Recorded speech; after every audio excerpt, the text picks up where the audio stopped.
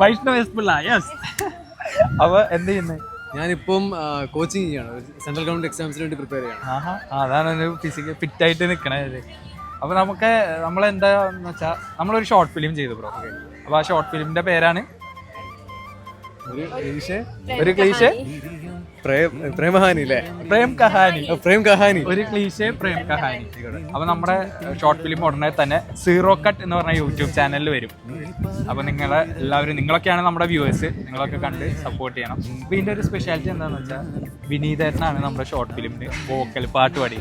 വിനീതൻ്റെ songs ഇഷ്ടമാണ്, വിനീതൻ്റെ songs ഒക്കെ കേൾക്കാറുണ്ട്. അപ്പോൾ അതുപോലത്തെ തന്നെ ഒരു ചെറിയ ലൈറ്റ് ഹാർട്ടഡ് ആയിട്ടുള്ള ഒരു റൊമാൻറ്റിക് ആയിട്ടുള്ള ഒരു ലവ് സോങ് നമുക്ക് വന്നിട്ടുണ്ട്. കാത്തു നിന്നോ എന്നാണ് ഇതിന്റെ പേര്, സോങ്ങിന്റെ.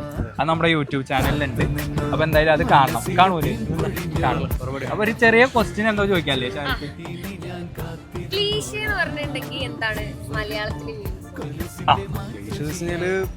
വലിയ ചേഞ്ച് ഇല്ലാണ്ട് തുടരെ.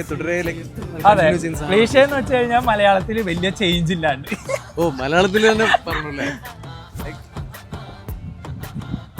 പറയുകയാണെങ്കിൽ ഇത്തിരി പാടാണ്. നമ്മളെപ്പോഴും യൂസ് ചെയ്യണ വേർഡല്ലേ ക്ലീഷേ? ക്ലീഷേ എപ്പോഴും യൂസ് ചെയ്യുന്നത്. ലൈക്ക് നമ്മള് നിക്കർ എന്ന് പറയുന്ന പോലെ തന്നെ നിക്കർ ഒരു ഇംഗ്ലീഷ് വേർഡാണല്ലോ, നമ്മൾ മലയാളത്തിൽ പറയുള്ളൂ. അതേപോലെ തന്നെ എന്താ ഒരു വ്യത്യാസം ഇല്ലാണ്ട് ഇങ്ങനെ പോണ സാധനം. അപ്പൊ അതിനൊരു മലയാള അർത്ഥം ഉണ്ട്. അപ്പൊ ആ അർത്ഥം നമുക്ക് എനിക്ക് തോന്നുന്നു ഗൂഗിൾ നോക്കിയാൽ കിട്ടും. അതല്ലെങ്കിൽ പിന്നെ അതറിയാനുള്ള അടുത്ത വഴി എന്താ? അല്ല, അതിന്റെ അർത്ഥം കണ്ടുപിടിക്കാൻ അടുത്ത വഴി കണ്ട് യൂട്യൂബിൽ കയറി അപ്പൊ യൂട്യൂബിൽ കയറിയിട്ട് ക്ലീഷേ പ്രേം കഹാനി കാണണം, നമ്മളെ സപ്പോർട്ട് ചെയ്യണം. അതിന്റെ ഇടയിൽ നിങ്ങൾക്ക് എന്ത് തോന്നുന്നു അതിന്റെ ഒരു കമന്റ്സ് തരണം, ഉറപ്പല്ലേ? എന്തായാലും താങ്ക് യു മനസ്സാന. നമുക്ക് ആ ഒരു ചെറിയ ഗിഫ്റ്റ് ബ്രോയ്ക്ക്.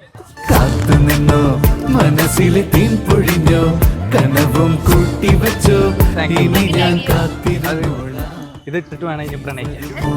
കൊലുസിന്റെ മാറ്റൊലിയായി കസവിന്റെ നൂലിഴയായി മനസ്സിൽ ചേർത്തു വെച്ചോളാം.